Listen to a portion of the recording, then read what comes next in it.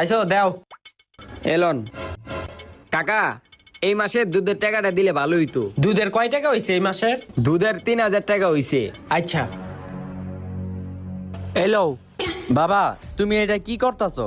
আরে $2 ওর টাকা দিতাছি। তুমি টাকা দিতাছো, তুমি হিসাব করে দিবা না? তুমি জানো না এই জামানায় কখনো কাউকে এত বিশ্বাস করা উচিত না।